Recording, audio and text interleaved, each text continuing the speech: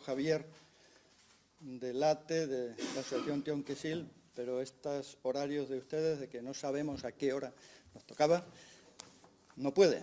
Así es que en vez de un jubilado librero va a hablar un minero jubilado para un tema que nos parece muy duro. Saludamos, alcaldesa, concejalas, concejales, funcionarios, personal del ayuntamiento. La mayoría de los grupos supongo que han recibido otro texto distinto de la Coordinadora Asturiana de ONGs, que agrupa a 41 ONGs de Asturias y que también se ha pronunciado sobre este tema. Nosotras intervenimos en nombre de las asociaciones de cooperación y solidaridad aquí de la ciudad, preocupados por el cambio incomprensible y a peor que han introducido respecto a los compromisos adquiridos por ustedes y que tenían un alto grado de consenso con nosotras, con las asociaciones. Tan grave y perjudicial nos parecía la noticia, leída en los medios y que además nunca se anunció o compartió en el órgano de participación.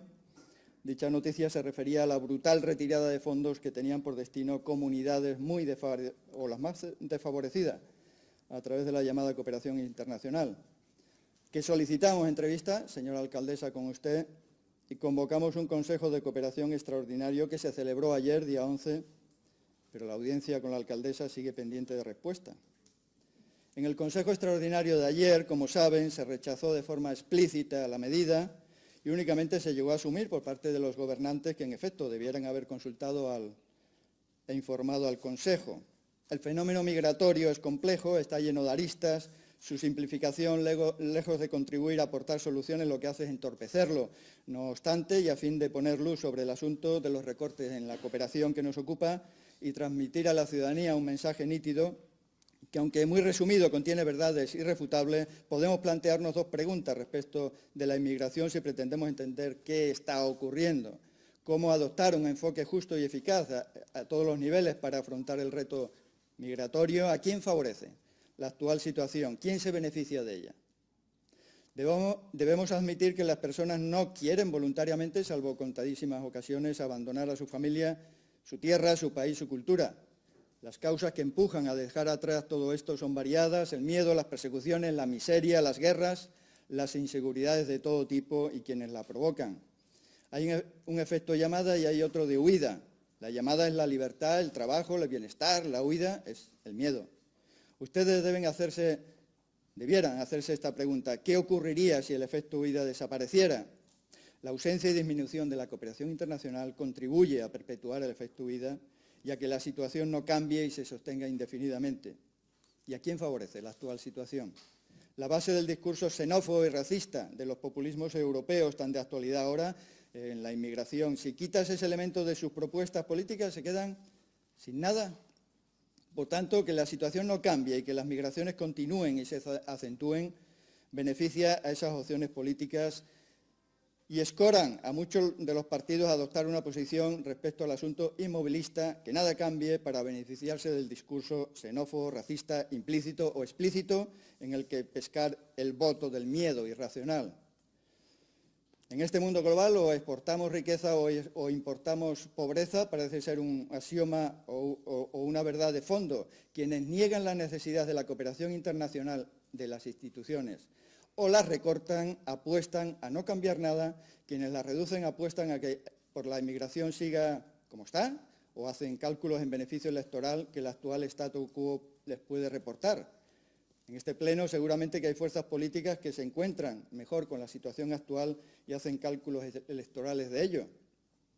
Hay en este pleno seguramente fuerzas políticas que creen que entretener, entre comillas, recursos en cooperación es malgastar el dinero. Y esas fuerzas políticas tienen soluciones al asunto que no pasen por estabilizar, desarrollar, pacificar, democratizar los países de procedencia.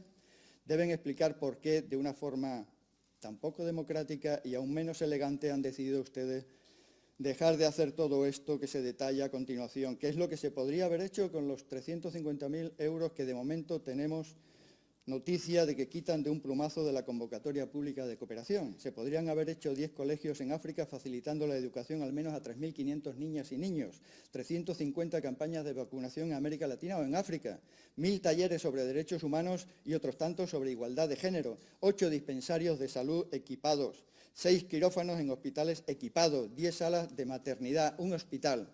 Comparen esas cifras con los proyectos que presentan cotidianamente las asociaciones de solidaridad en este ayuntamiento. La lista puede ser interminable y repasar las cosas por las que lo que se podría haber hecho y que ahora no se van a hacer debería llamar a su conciencia humanitaria o de creyentes caritativos, si acaso lo fueran.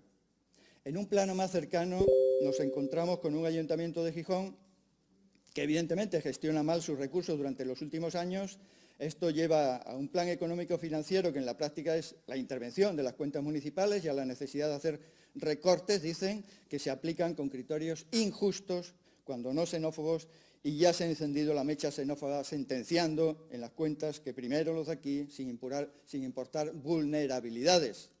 Quienes piensen que la solución a la inmigración pasa por poner muros, concertinas, devolverlos en caliente, olvidarlos, se equivocan. El objetivo no es que vengan, el objetivo es que no quieran ni se vean obligados a venir. Señora alcaldesa, nuestras propuestas siguen siendo las de recuperar la larga tradición solidaria de Xixón, cargarse eso para hacer cuadrar unas cuentas mal hechas, cargar el peso de la mala gestión sobre los sectores más vulnerables que indica la ONU, ni es ético, ni siquiera es rentable, producirá más cuentas manirrotas, más desapego para con los compromisos internacionales que este Pleno ha asumido repetidamente. Nuestra propuesta es la misma, de evitar acciones que fomenten el racismo, que es ilegal, la xenofobia, que hay que repudiar, más allá de las declaraciones, la insolidaridad. La propuesta de las asociaciones de solidaridad local e internacional es que se haga cumplir lo que la ONU dice, el 07, los derechos humanos, los derechos indígenas. Mañana se cumplen 11 años de la Declaración de Naciones Unidas de Derechos Indígenas, la equidad de género, la atención especial a zonas de conflicto, la mirada a África, que dice ese plan director que aprobamos y que ustedes aprobaron aquí también, la Agenda 2030, la lucha contra la pobreza en los términos que los documentos municipales indican, las personas refugiadas o que aspiran con derecho a serlo. Particularmente traicionadas nos sentimos las asociaciones por los métodos, que nos han hecho creer que nos escuchaban, que había un Consejo de Participación Ciudadana cuyas propuestas eran atendidas, que cualquier cambio era consultado, debatido, explicado. Y nos hemos encontrado con una información en los medios y unas decisiones que anuncian tiempos de ocultación y alevosía.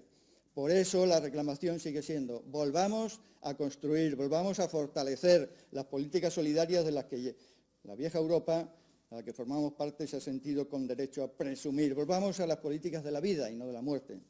Llueve sobre mojado. Y si no, el dato que recogen los medios de hoy sobre el informe de ayer de la ONU sobre el número de personas que sufren hambre en el mundo, que ha subido por tercer año consecutivo hasta alcanzar 820,8 millones de personas, se dice pronto. Ese informe, difundido ayer por 5 agencias de la ONU, la Organización Mundial para la Alimentación y la Agricultura, el Fondo Internacional de Desarrollo Agrícola, el Fondo para la Infancia, el Programa Mundial de Alimentos, la Organización Mundial de la Salud.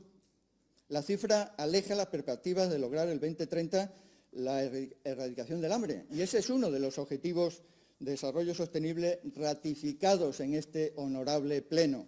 Si tienen tiempo para ello, échenle un vistazo al informe, cuyo subtítulo reza «Fomentando la resiliencia climática en aras de la seguridad alimentaria y la nutrición».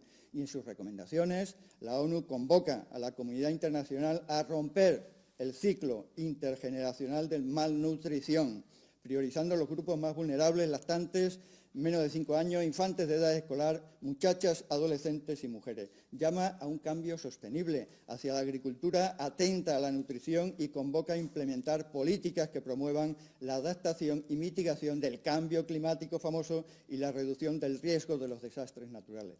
Léanlo y tiéntense la ropa, que como saben, según el diccionario, significa considerar despacio previamente las consecuencias que podrá tener una determinación o un acto. Gracias, que voten bien y que gestionen mejor.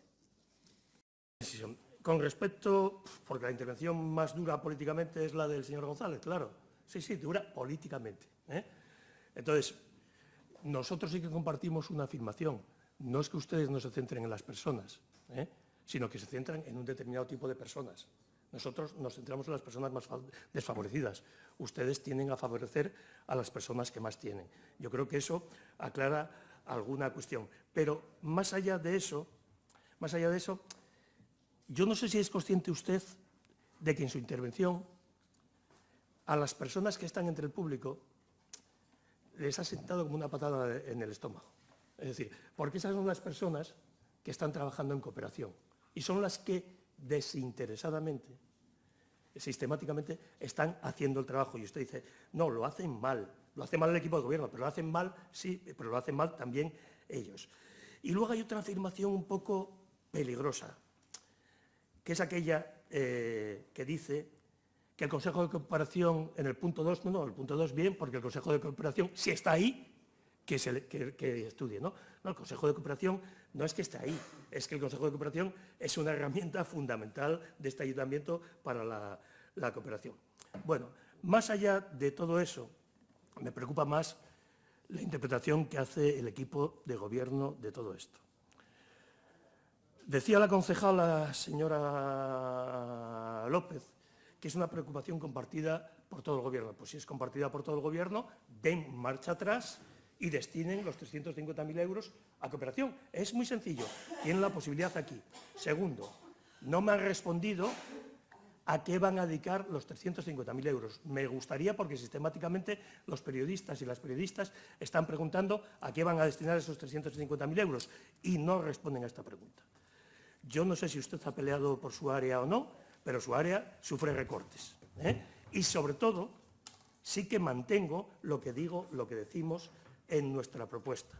No hay ninguna traba legal ni financiera para mantener el 0,7% y el 1.700.000 euros a cooperación. Usted me dice, no, es que no hay dinero para todo.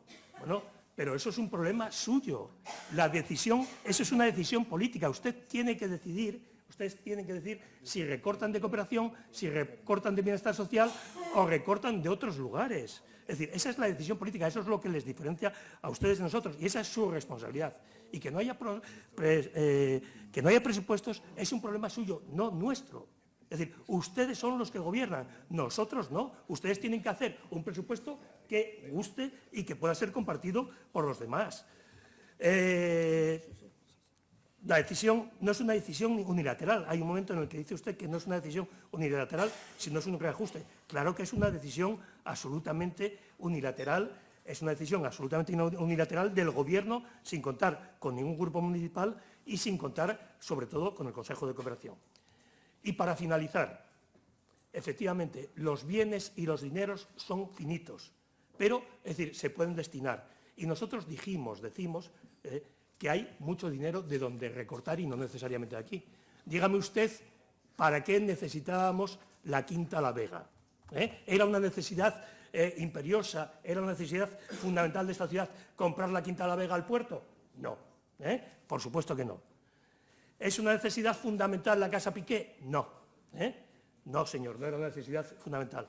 ¿Es necesario e imprescindible seguir destinando los millones que destinamos a la Zalia? No, habrá que renegociar la Zalia y sacar dinero de esa. Y sobre todo, y más importante que todo esto, es decir, nosotros les hemos propuesto antes de los presupuestos mayores, recoger más dinero de los que más tienen. Les hemos planteado el IBI diferencial, les hemos planteado la recogida de más dinero, es decir, mayores ingresos. Por lo tanto, esta es una decisión unilateral, reaccionaria, de la más pura derecha, la que ha tomado el foro con el recorte de la cooperación. Gracias. Gracias, señor Suárez del Fueyo.